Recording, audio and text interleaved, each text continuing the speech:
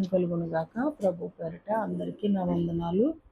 ఈరోజు వాక్య ధ్యానం నిమిత్తము లూకాసు వార్త 24వ అధ్యాయము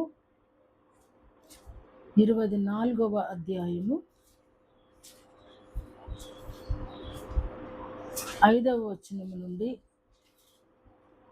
11వ వచనం వరకు వ్రాయబడిన వాక్యాన్ని అందరం కలిసి చదువుకుందాం.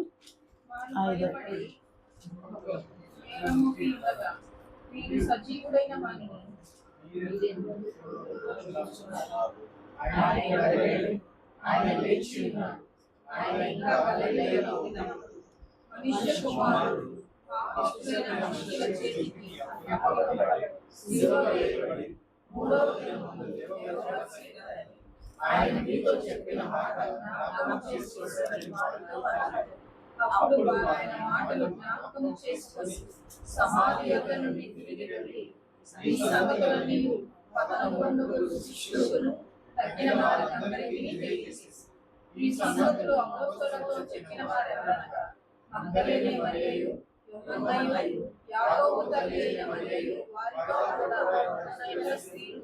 అయితే వారి మాటలు వీరి దృష్టికి వెర్రి మాటలుగా కనబడేవి కనుక వీరు వారి మాటలు నమ్మలేదు. చాలండి. దేవుడు తన పరిశుద్ధ వాక్యము దీవించును గాక. అయితే వారి మాటలు వీరి దృష్టికి వెర్రి మాటలుగా కనబడిన గనుక వీరు వారి మాటలు నమ్మలేదు. దేవునికి స్తోత్రం. దేవుడు బ్రతికుండగానే చక్కగా సమాచారం ఇచ్చారు వాళ్ళకి. అబ్బాయి, అనేక మంది పాపిష్టుల చేతికి నేను అప్పగించబడతాను, వారు ఎన్నో శ్రమలు పెట్టిన మీదట నన్ను సిలువ వేసి చంపుతారు, అయినప్పటికీ కూడా మరణము బంధించుట సాధ్యము గనుక నేను తప్పకుండా 3వ దినాన లేస్తాను అనే నిరీక్షణతోనే వెళ్తాం కదా. నిరీక్షణ లేకపోతే సమాధుల దగ్గరికి వెళ్తారు. ఇప్పుడు వెళ్తారులే, ఇప్పుడు సమాధి చూసి వస్తాకి వెళ్తారు, కానీ వాళ్ళు సమాధి చూడడానికి వెళ్ళలే. ప్రభువు చెప్పిన మాటలు ఎంతో కొంత మనసులో తొలుస్తున్నాయి కాబట్టి సమాధిలోకి తొంగి చూసే వరకు కదా వెళ్ళారు. కానీ చూసి వచ్చిన వాళ్ళు చెప్తున్నారు, ప్రభు మాటలు బ్రతికుండగా చెప్పిన మాటలు మీరు ఒకసారి జ్ఞాపకం చేసుకోండి. ఆయన చెప్పిన మాటల్లో ఏదైనా పుల్లైనా హల్లైనా తప్పిపోయినవి ఉన్నాయా? ఆయన ఎవరిని చూస్తే ఏది చేశారో అది జరిగిపోయింది, ఆయన ఏం చెప్పితే అది జరిగిపోయింది, ఆయన ఏం పెడితే అది మనకు బలమైపోయింది. ఇవన్నీ కూడా మీరు జ్ఞాపకం చేసుకోండి.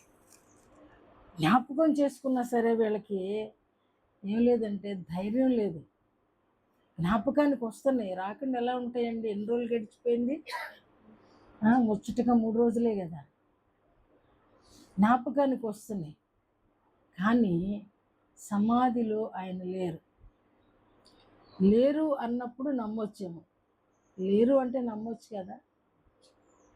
కొన్ని ఉండి కదలట్లేదంటే నమ్మలేం.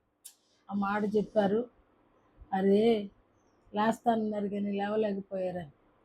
ఆ సమాధి ఖాళీ సమాధి. వాళ్ళు వచ్చి చెప్తున్నారు, అబ్బాయి ఇలా ఎంతమంది వెళ్ళారు, ఈ సంగతులు లేడీస్ అందరూ వచ్చి చెప్తున్నారు. అయినప్పటికీ కూడా వీరి దృష్టికి వెర్రి మాటలుగా కనబడను. వెర్రి ద్రాక్ష అయిపోయిందన్నమాట. నిజంగా మన జీవితాలలో కూడా దేవుడు చెప్పిన ఏ మాట నిరర్ధకం కాదు అని బైబిల్ చెప్తుంది. ఏ మాట కూడా. కానీ నమ్మటానికి మనిషికి కావలసిందే నమ్మిక. నమ్మిక అనే పదం 3 అక్షరాలే ఉండొచ్చును, కానీ అంతకంటే స్ట్రాంగ్ అయిన పదం ఇంకోటి ఉండకపోవచ్చేమో. విశ్వాసం అనేది కూడా 3 అక్షరాల పదమే. 0 కూడా ఉందంటారేమో, కలిస్తేనే. కానీ ఈ 2 పదాలకు ఉన్నటువంటి సారము అంతకంటే బలమైంది ఇంకోటి లేదేమో. నమ్మకం. మనం మనుషులందరినీ నమ్ముతాం, నమ్మని వాళ్ళని కూడా నమ్ముతాం. మోసగాండ్రని నమ్ముతాం, దొంగల్ని నమ్ముతాం, దోషుల్ని నమ్ముతాం.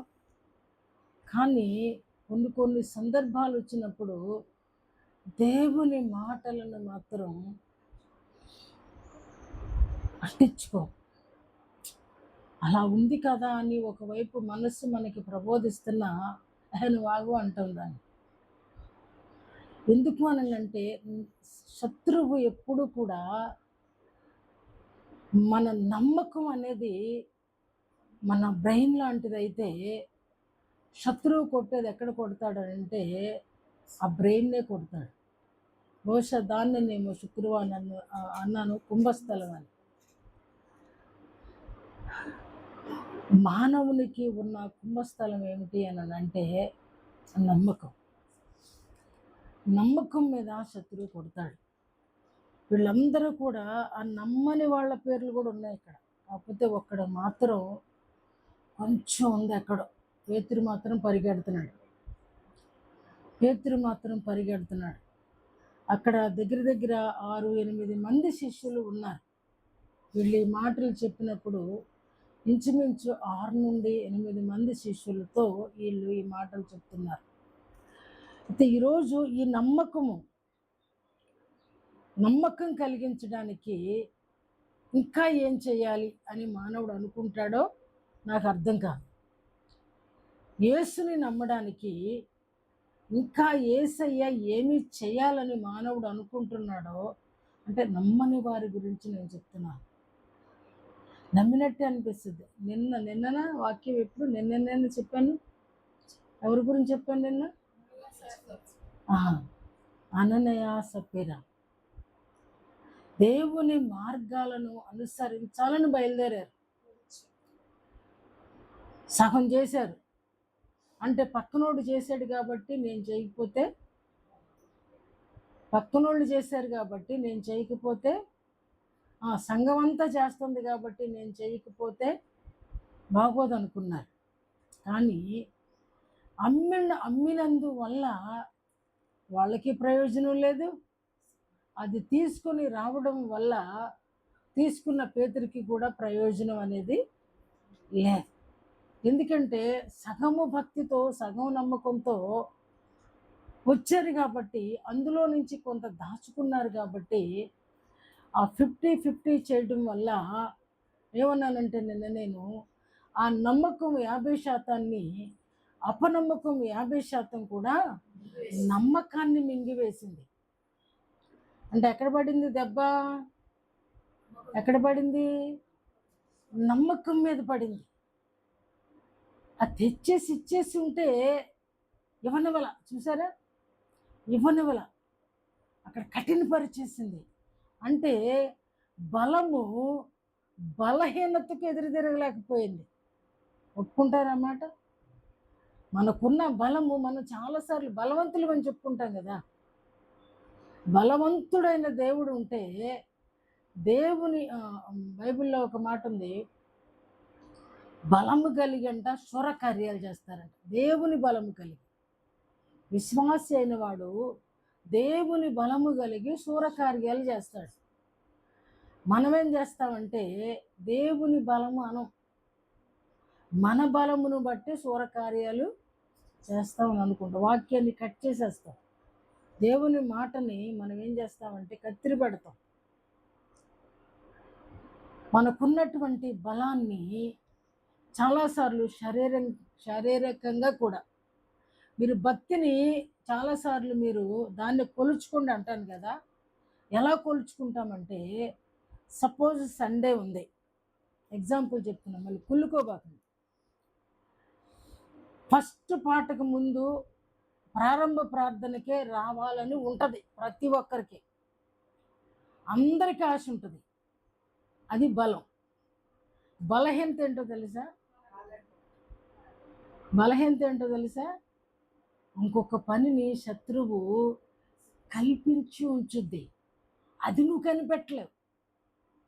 కనిపెట్టలేక ఏం చేస్తామంటే పాటలేగా, ఈ పాటకి ప్రార్థన అయి ఉంటుంది, లేదంటే ఒక పాట అయి ఉంటుంది. అంతకుమించి ఆ 2 పాటలకి వెళ్ళకపోయినా పర్వాలే, ఆరాధనకి వెళ్తే చాలు.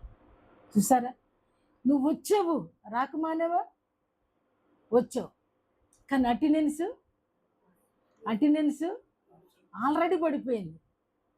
ఆల్రెడీ అటెండెన్స్ నీకంటే ముందు పడిపోయింది. దేవదూత వచ్చాడు, కొలుసుకెళ్ళిపోయాడు. నా చేతిలో ఏమీ లేదు, సేవకుడి చేతిలో ఏమీ లేదండి. అదే దేవుని శిష్యులే అంటారు, అయ్యా మేము నిష్ప్రయోజకులమైన దాసులము, మేము నిష్ప్రయోజకులమైన దాసులము, ప్రాణాలు ఇవ్వటానికి తెగించి వచ్చిన వాళ్ళు అంటున్న మాట. మరి ఆఫ్టర్ వాళ్ళం కదండి. ఇంకా అలాంటప్పుడు వాళ్ళే అంత గొప్పగా ప్రభువుని ఘనపరుస్తున్నప్పుడు ఆఫ్టర్ ఆల్ కదా, మీ బలము బలహీనత మింగేసింది. చూసారా, త్రాసుపాము చాలా పెద్దగా ఉంటుంది, ముంగేసి చాలా చిన్నగా ఉంటుంది. కానీ ఆ రెండింటి పోరాటంలో ఎవరు గెలుస్తారంటే ముంగేసే గెలిచిద్ది. దానికి పగబట్టేది ఉంటే ఏమి, పెద్ద పడగుంటే ఏమి, విషపు కొరలుంటే ఏమి కదా. శత్రువు వాడు చాలా బలవంతుడై ఉండొచ్చు, కానీ ముంగీసలాగా మొరాడే ప్రతిమ మానవునికి ఉంటే ఆడప్పుడు ఉంటాడు మన కాళ్ళ కింద. ఎక్కడుంటాడండి? అప్పుడు దాకా మనం ఏమనుకుంటామంటే మనం త్రాసుపాములాగానే బుసలు కొడుతూ ఉంటాము, త్రాసుపాములాగానే ఊహించుకుంటాము బలవంతులమని. తీరా ఫైటింగ్ వచ్చేసరికి గెలిపేవరదండి, బలహీనంగా కనపడేవాడిది. కాబట్టి మనం బలహీనులమే అంటే, అందుకే పౌలు అంటాడు, నేను ఎప్పుడు బలహీనుడనో అప్పుడే. చూసారా, సీక్రెట్ చెప్తున్నాడు ఆయన. నువ్వు బలహీనంగానే అనిపిస్తావు, కానీ నాకు ఇందాక ఆరాధనకు ముందు ఆరాధన చేస్తున్నప్పుడు సడన్గా బలహీనంగా అయిపోయింది. అస్సలు ఆడడానికి ఓపిక రాట్ల. అప్పుడు నేను అనుకుంటున్నాను, ఈ సమయంలోనే నేను ఇంకా గట్టిగా ప్రభువా నీ బలాన్ని నాలోనికి రిలీజ్. ఇది బలం అంటే అని ఎవరిలాగా, సంసోనులాగా విరజిమ్ముకోవటం కాదు. ఆల్రెడీ ఆయనకి పెట్టాడు కాబట్టి విరజిమ్ముకుంటాడు. మనల గురించి వ్రాయబడిన మహాపదం ఏంటంటే బలహీన. దీనికి ఏం కావాలి అని అంటే దేవుని బలం కావాలి. అంటే నీ బలహీనత నీవు తెలుసుకోగలిగి ఉండాలి. అందుకని భక్తుడైనటువంటి పౌలు భక్తుడు, నీవు ఎప్పుడు బలహీనుడవో అప్పుడే నువ్వు బలవంతుడవు. అదే మనకు అర్థం కాదండి. ఏ దానంకే చూస్తాం, మన ఫోకస్ అంతా దాన్ని తిప్పేస్తాం. శరీరం సహకరించట్లే, వెళ్ళాను కొద్దిసేపు పడుకున్నావా డోలు బోర్లు ఇచ్చినట్టే. ఇక నువ్వు ఆరాధనకు కాదు కదా, దేనికి రాలే. కాబట్టి మన బలహీనత ఇది ఎక్కడుంది అని అంటే, ఈ బలహీనత అపనమ్మకానికి చుట్టం లాంటిది. ఏంటది? అపనమ్మకానికి చుట్టం ఎవరు? బలహీనత. అనుకుంటాం చూసావా, మనల్ని మనం అనుకుంటాం, నేనేం తింటాను, నేనేమి ఉంటాను, నేనేం పని చేస్తానంట. చేయగలవు ఎప్పుడు బలహీనతను అధిగమించినప్పుడు కదా. మనకంటే ముందోడు పరిగెడుతున్నాడు అనుకోండి, కారోడు, ఈ డ్రైవర్ ఊరుకుంటాడు అనుకున్నారా? వీడేం చేస్తాడో చెప్పనా, మనల్ని బీట్ చేసి వెళ్తాడా? ఏమండి, ఖచ్చితంగానండి. కారు ప్రతి డ్రైవర్కి ఈ తిక్కు ఉంటుంది, వెళ్ళబుద్ధి కాదు బళ్ళోళ్ళు, డ్రైవర్ అనే ప్రతివాడు కూడా. కానీ భక్తికి వచ్చేసరికి కదా, వీళ్ళు మనతో మాట్లాడుతూనే ఉంటారు, ఆ వెహికల్ని చూస్తూనే ఉంటారు, ఎందుకో మరి తెలియదు. కానీ భక్తికి వచ్చేసరికి మరి ఎందుకో ఆ బలహీనతగా అనిపించదు కదా. బలహీనతగా అనిపించదు. కాబట్టి నమ్మకము మీద ఏమి పడిపోతుందంటే మానవులకు బలహీనత పడిపోతుంది. కాబట్టి ప్రభు ఉన్నన్ని రోజులు కూడా ఓ దేవా యేసయ్య అబ్బా బోధకుడా అన్నారు. కానీ ఎప్పుడైతే ఒంటరి వారయ్యారో అప్పుడే వాళ్ళు బలవంతులు కావాలి. మరలా యేసు వచ్చి మీకు శుభమగు గాక లేదా మీకు సమాధానమగును గాక అనే వరకు కూడా ఎవ్వరు కూడా ఊపిరి పీల్చుకోవాలి. పేతురు అంటున్నాడు, నడు వెళ్ళి చేపలు పట్టుకుందాం. నువ్వు అక్కడ వెళ్తే ఎట్లాగూ మాకు అలవాటు పడినోళ్ళమే కదా.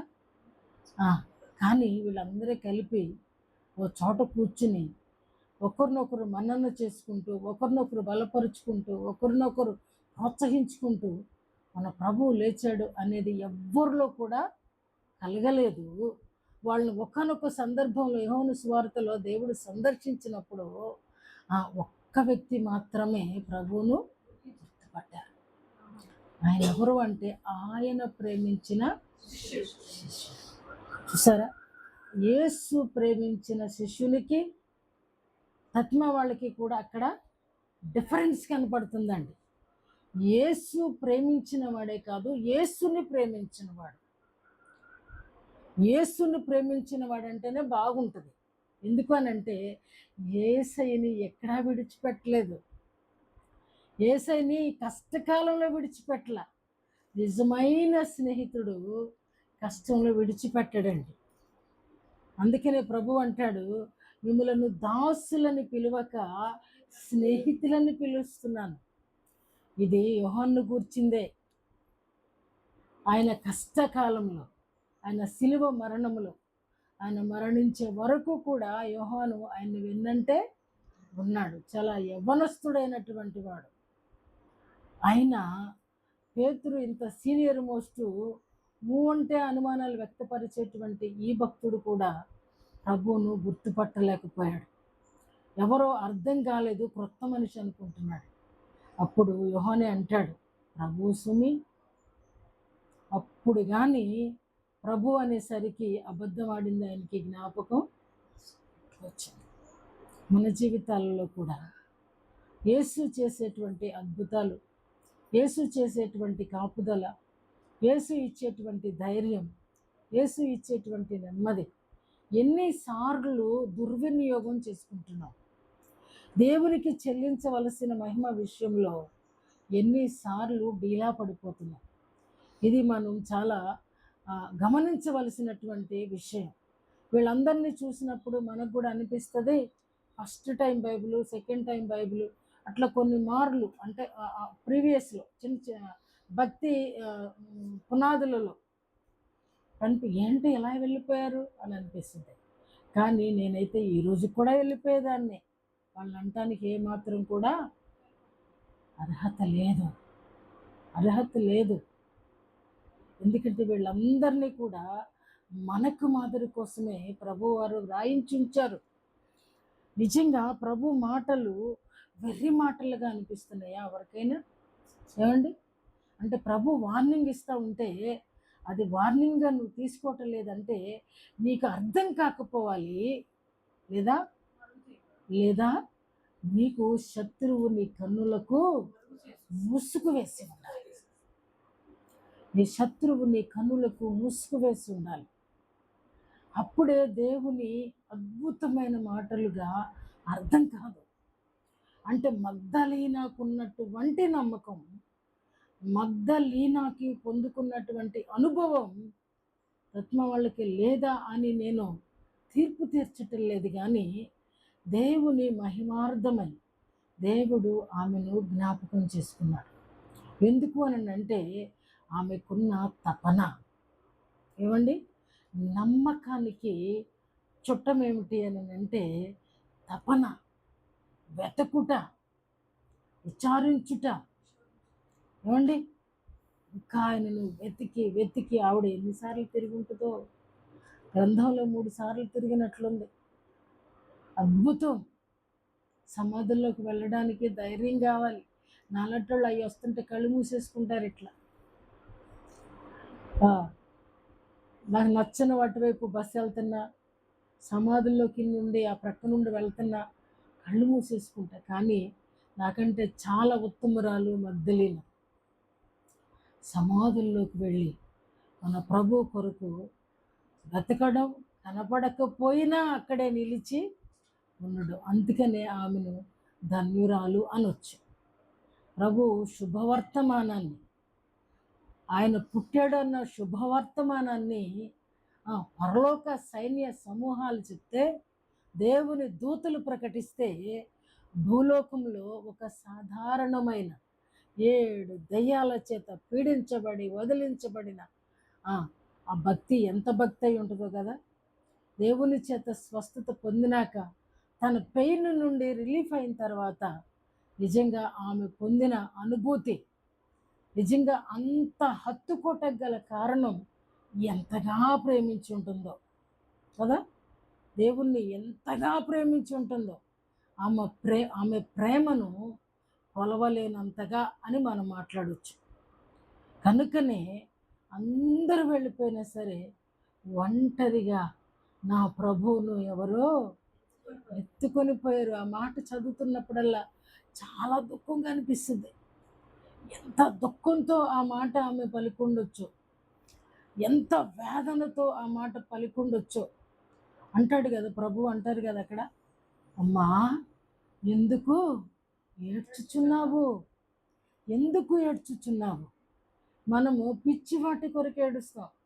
ఏమండి, పిచ్చి వాటి కొరకు ఏడుస్తాం. లోకరీత్యా లేకపోతే ఏడుస్తాం, ఉద్యోగం రాకపోతే ఏడుస్తాం, ఓ మంచి ఇల్లు లేకపోతే ఏడుస్తాం. ఏమండి, భర్త కాసేపు మాట్లాడకపోతే ఏడుస్తాం, పిల్లలు మాట వినకపోతే ఏడుస్తాం. కానీ ప్రభు కొరకు చూడాలని ఎప్పుడన్నా ఏడ్చావా? ఏమండి, ఆవిడ ఎంత నమ్మకంతో ఏడుస్తూ ఉంటే, నిజంగా ఎప్పుడైతే ఏడ్చిందో ప్రభువు ఆమెకు మరుగుగా ఉండలేకపోయారు. ఆమె నమ్మకాన్ని రెట్టింపు చేయడానికి దేవుని ప్రత్యక్షత ఆమెకి కలిగిందని నేను అనుకుంటాను కదా. ఆమె చూచి వచ్చి చెప్పింది కాబట్టే ఈరోజు అది శుభవర్తమానం, శుభవార్త. ఆవిడ ఎంత వార్తాహారిణిగా మిగిలిపోయిందో, చరిత్రలో ఆమె పేరు నిలిచిపోయింది. ఏమండి, ఆమెలో ఉన్న నమ్మకం ఎంత పర్సెంట్ మనలో ఉంది? నోటి మాటలు వద్దండి. నోటి మాటలతో దేవుని పరలోక రాజ్యం అంట నోటి మాటలతో కాదంట, ప్రతిదీ కూడా చేష్టలతో ఉందంట, క్రియతో కూడా ఉంది. నోటి మాట మన మన మాటలలో చెప్తాము, అగునుగాక కలుగునుగాక అంటాం. ఆ మాట అనే ముందు నువ్వు ప్రభువు యొక్క అనుభవాలలో సమకాలికురాలిగా లేదా సమకాలికునిగా ఉన్నప్పుడు అలా పలకొచ్చు. శుభవచనాలు పలకటం తప్పు అనేది నా కాంటెస్ట్ కాదు. కానీ ఆ పలికే ముందు అది నాకు కలగాలి అని అంటే నీ నోటి నుండి వచ్చే ఆ శుభవచనం అది క్రీస్తు మాటగా ఉండాలనేది నా సందేశం. ఆ మాట అర్థమైందండి? అది క్రీస్తు మాటగా ఉండాలి. నా మాట శూన్యమైపోవాలి. ఇక్కడ దేవుని మాట చెప్తుంటే, అరే ప్రభువుని చూచాము అంటుంటే వీళ్ళు అంటున్నారు, ఆ వెర్రి మాటలు మాకు చెప్పొద్దు అంటున్నారు. వీరి దృష్టికి వెర్రి మాటలుగా ఉన్నాయంట. వీరు వారి మాటలు నమ్మలేదు. కాబట్టి నీవు 100% నమ్మకము కలిగి నువ్వు ఆ శుభవచనాలను నువ్వు రివీల్ చేస్తూ ఉన్నప్పుడు తప్పకుండా అవి శుభవచనాలుగా అవతల వ్యక్తి జీవితంలో క్రియాత్మకంగా పనిచేస్తాయి. కానీ నువ్వు 50 ఉన్నప్పుడు ఆ పలికే ఆ శుభవచనము కూడా అవతల వ్యక్తులకు 25% కూడా పనిచేయదని దేవుని నామాన అనబడుతున్నాను. ఇది నిజమే. ఇది కొంచెం నొప్పి అనిపిస్తుంది, కొంచెం ముళ్ళు గుచ్చుకున్నట్టు అనిపిస్తుంది. కానీ వాస్తవం అదే. ఎందుకంటే పేతురు పలికాడు అని అంటే పేతురు ప్రభులాగా మారిపోయాడండి కదా. పేతురు ఏమన్నాడు? లేచి నీ పరిపెత్తుకొని నడువు. అంతకుముందు ప్రభువారు అంటారు పక్షవాయువు గలవానిని ఏమంటారు? నీవు లేచి నీ పరిపెత్తుకొని నడువు అంటాడు. పక్షవాయువు గలవాడు నడిచాడు. వాళ్ళిద్దరికీ తేడా ఏంటి? ఏమండి? అక్కడ ప్రభువారు అన్నారు, ఇక్కడ పేతురు అంటున్నాడు. అంటే పేతురు ఇప్పుడు ఎలాగ మారాడు అని అంటే ప్రభువారిలాగా. అవునా కదా? అవునా కదా? ఏమండి? కనుకనే ఆ కుంటివాడు లేచి నడవటం ప్రారంభించాడు. నడిచిన తర్వాత పరుగు పెట్టాడు అని నేను జ్ఞాపకం చేశాను. కాబట్టి మన జీవితాలలో ఇది మనం పర్ఫెక్ట్గా ప్రభువులాగా మారినప్పుడే గాక అనేది మనకు వర్తిస్తుంది.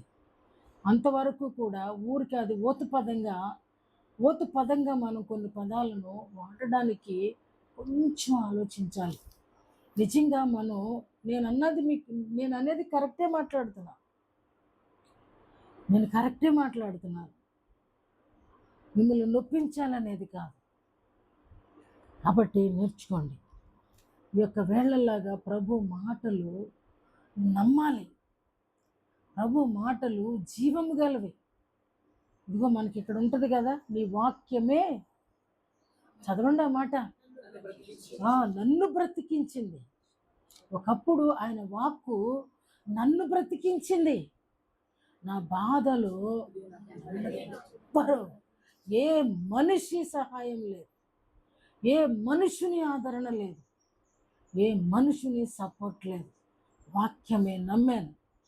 ఆయన స్వరాన్ని విన్న తర్వాత ప్రభువు ఉన్నారు అన్నది సత్యమని, ఇది ఎవడు చెప్పినా నేను వినను, ప్రభువు లేరంటే. ప్రభువు ఉన్నారు, నేను విన్నాను ఆయన స్వరం. కాబట్టి ఆయన నన్ను పోషించాడు, బ్రతికించాడు, బ్రతికిస్తూ ఉన్నాడు ఈరోజు కూడా. కాబట్టి ఆయన మాట అనేది మానవులను బ్రతికించేది, మానవులకు నెమ్మదినిచ్చేది, మానవుని ధైర్యపరిచేది, మానవుని ఓదార్చేది, మానవుని తెప్పరిల్ల చేసేది, మానవునికి అభయహస్తం ఇచ్చేది.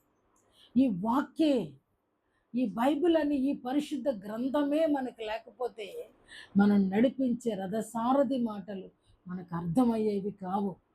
ఈ బైబిల్లో పరిశుద్ధాత్మను గురించి వ్రాయబడింది కాబట్టి మనతో మాట్లాడుచున్నవాడు పరిశుద్ధాత్ముడు అనేది మనకి అర్థమవుతుంది. ఆయనే ఆదరించేవాడని మనం విశ్వసిస్తున్నాం, అండ్ మనల్ని ఓదారుస్తున్నాడు అనేది విశ్వసిస్తున్నాం. ఎందుకంటే ఆయన స్థానంలో పరిశుద్ధాత్ముని మన మధ్యలోనికి పంపాడు అన్న సత్యము, వాక్యము మనకు తెలియజేస్తుంది. కాబట్టి మనం నమ్ముతున్నాం. కాబట్టి నమ్ముట నీ వలన అయితే నమ్మువానికి సమస్తము సాధ్యమే. నమ్మకం అనేదే లేకపోతే, నమ్మకము ఉన్నట్టుగానే ఉండి అననీయ సఫీరా లాగా సగం ఉండటం వల్ల ఎవ్వరికీ ఉపయోగం కాదు.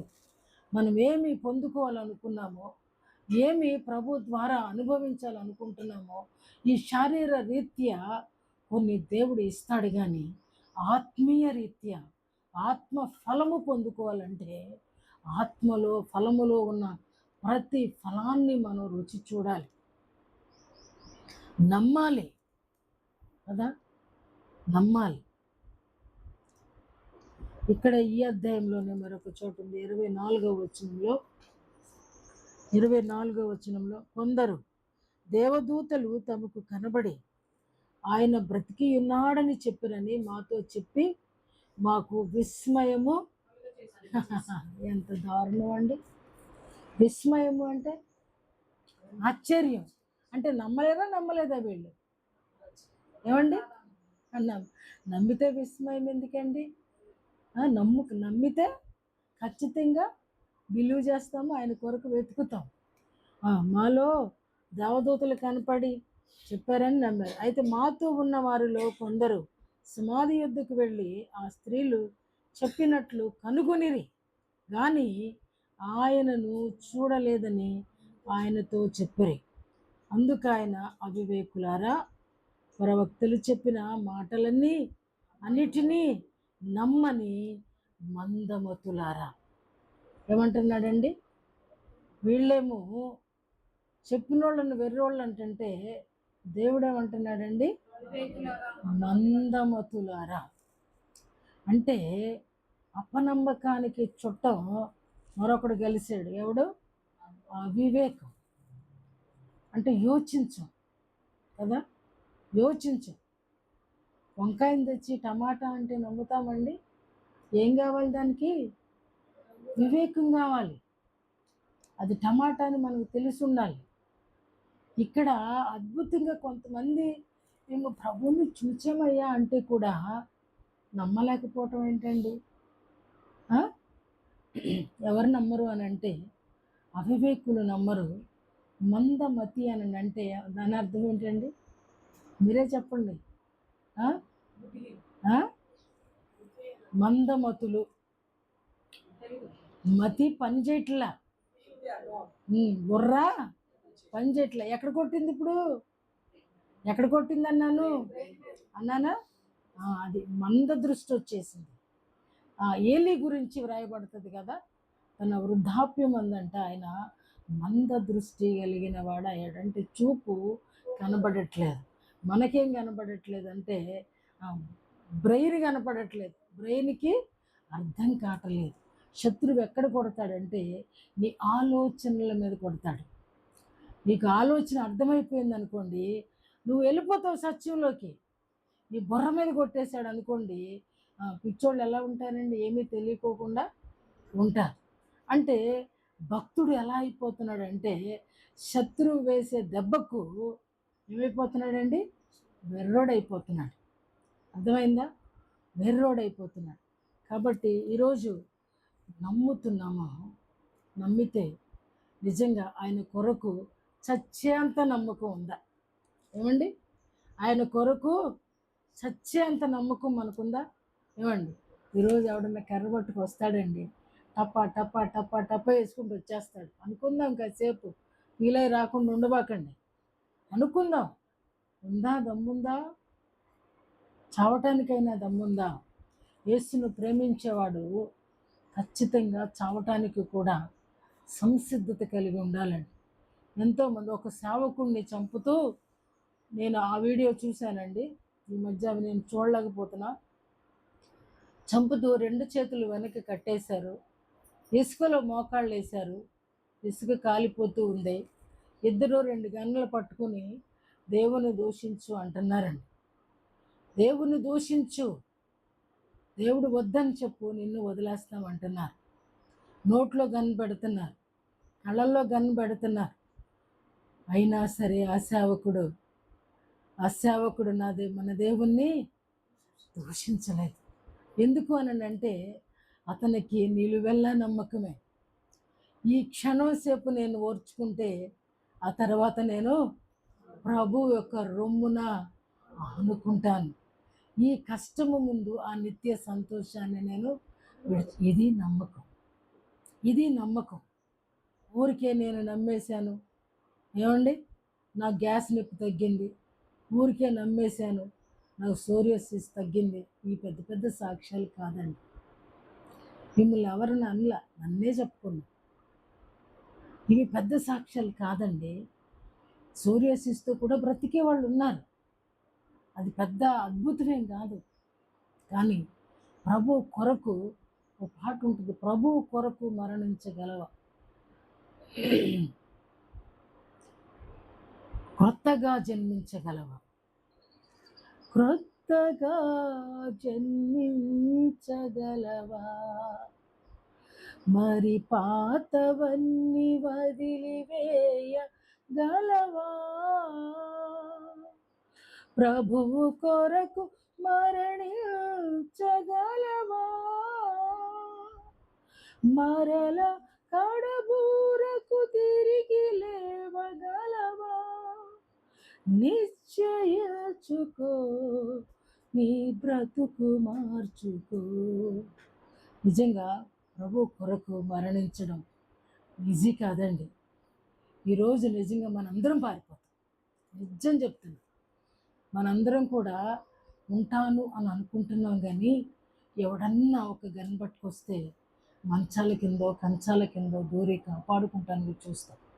ఏం గుర్తుకొస్తుంది అంటే లోతు భార్యలాగా మనకి వెనక ఉన్నటువంటి జింజికాణం గుర్తుకొస్తుంది, మన ప్రాణం గుర్తుకొస్తుంది.